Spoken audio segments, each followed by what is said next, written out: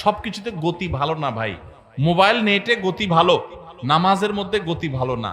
নামাজের গতি যত কম হবে, যত স্লো হবে, যত আস্তে আস্তে হবে, যত ধীরে ধীরে হবে, তত নামাজের মর্যাদা আল্লাহর কাছে বেশি হবে। আপনার মসজিদে যে মুসল্লি সবচেয়ে বেশি সময় নিয়ে নামাজ পড়ে, আপনি বুঝবেন এই লোকটা সবচেয়ে আপার ক্লাসের মুসলমান। নামাজের ক্ষেত্রে অন্তত, তার অন্য ক্ষেত্রে ত্রুটি থাকলে সে অবশ্যই দোষী হতে পারে, বাট নামাজটা তার সবচেয়ে সুন্দর, কারণ সে নামাজের সবচেয়ে বেশি সময় নিচ্ছে। এই জন্য সময় নিয়ে ধীরে ধীরে সুন্দর করে নামাজ পড়বো তো ইনশাআল্লাহ। রমজানে যারা নামাজ পড়ছেন ভাই, মরণ পর্যন্ত নামাজ পড়বেন। আপনারা কোরআনের একটা আয়াত শুনেছেন, জাহান্নামীদেরকে যখন জাহান্নামে নিক্ষেপ করা হবে, জাহান্নামীদের সাথে জান্নাতীদের কনভারসেশন হবে, কথোপকথন হবে।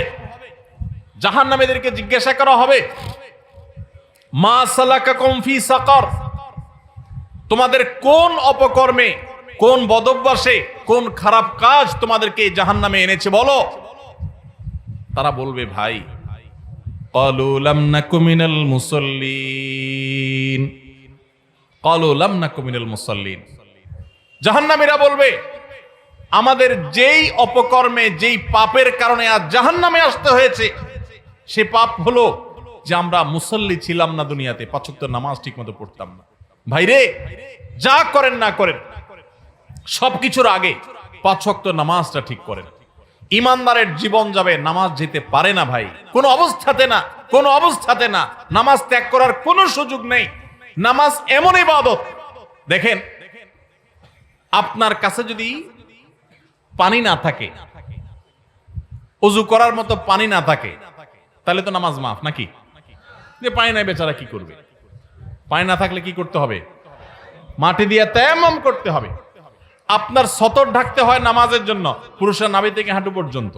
সতর ঢাকার মতো কাপড়ও যদি না থাকে, এরকম কোন পরিস্থিতি আল্লাহ না করুন যদি আপনি পড়েন, তাহলে তো নামাজ মাফ নাকি?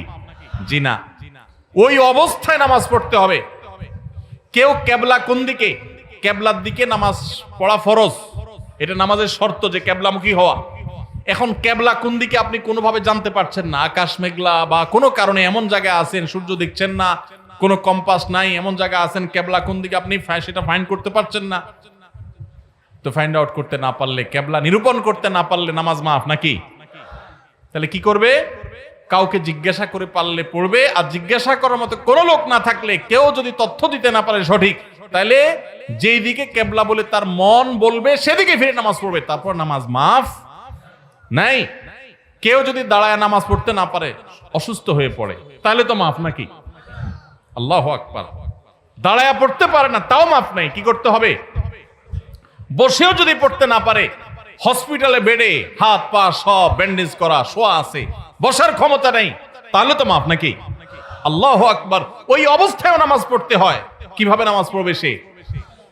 ইশারায়, চোখের ইশারা নামাজ পড়বে, মনে মনে নামাজ পড়বে। যতক্ষণ পর্যন্ত তার সেন্স আছে, হুঁশ আছে, নামাজ মাফ নাই। সেন্স চলে গেছে, বেহুশ হয়ে গেছে, ৫, ৭, ১০ দিন বেশ সেন্সলেস চলে গেছে, তাহলে ভিন্ন কথা। সেন্স নাই, তার আর নামাজ নাই। কিন্তু যতক্ষণ পর্যন্ত সেন্স আছে, ততক্ষণ পর্যন্ত নামাজ আছে। এই জন্য ভাই, নামাজ ত্যাগ করবেন না। প্রিয় নবী সাল্লাল্লাহু আলাইহি সাল্লাম, আপনার আমার প্রাণের নবী, আমরা নবীর ভালোবাসার কথা বলি অনেকেই। শুনেন, নবী সাল্লাল্লাহু আলাইহি সাল্লামের নামাজের ব্যাপারে কি সিরিয়াসনেস ছিল জানেন? ওনার জীবনের শেষের দিকে এসে যখন একা একা ওনার রুম থেকে মসজিদে এসে নামাজ পড়ার মতো ক্ষমতা ছিল না।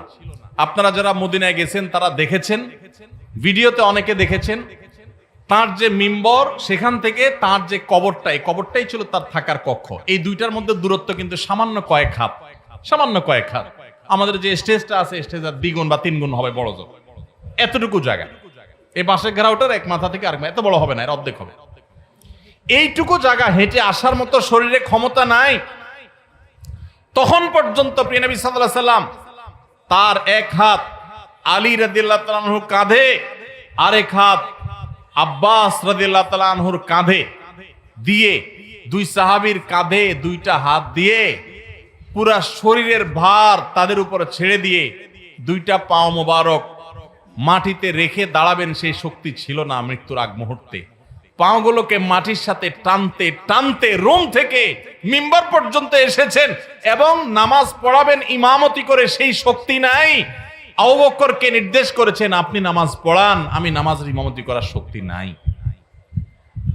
ভাইরা আমার, এরকম কঠিন সময় পর্যন্ত প্রিয় নবী সাল্লাল্লাহু আলাইহি ওয়াসাল্লাম নামাজ ত্যাগ করা তো দূরের কথা, জামাত পর্যন্ত ত্যাগ করেননি।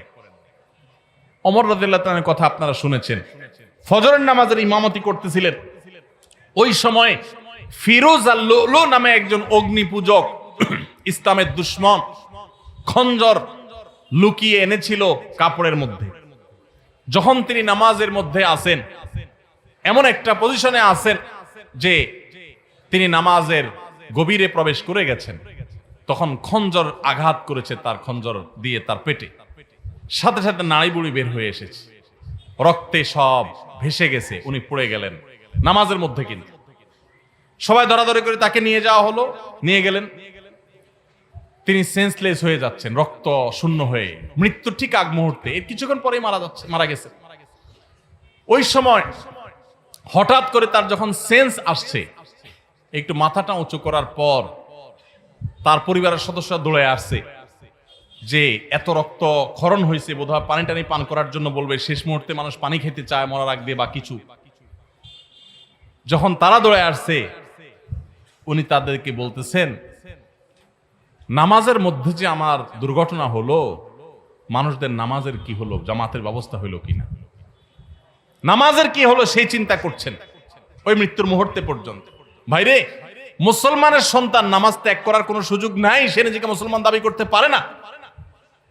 ইমাম আবু হানিফা রাহমাতুল্লাহি আলাইহির মত যে যদি কেউ নামাজ ত্যাগ করে এবং তার মধ্যে অপরাধ বোধ থাকে যে আমি অন্যায়কারী, উচিত না আমার কাজটা করা, আমি শুরু করবো ইনশাআল্লাহ, আল্লাহ আমায় মাফ করবে, এরকম বোধ যদি কারোর মধ্যে থাকে, সে কাফের হবে না, কিন্তু নামাজ ত্যাগ করা সুযোগ। নবী সাল্লাল্লাহু আলাইহি ওয়াসাল্লাম বলেছেন আল-আদুল্লাযী বাইনানা ওয়া বাইনাহুম তারকুস সালাহ, একজন অমুসলমানের সাথে আমাদের পার্থক্যের জায়গাটা হলো নামাজ ত্যাগ। এজন্য ভাই নামাজ পড়বো তো ইনশাআল্লাহ।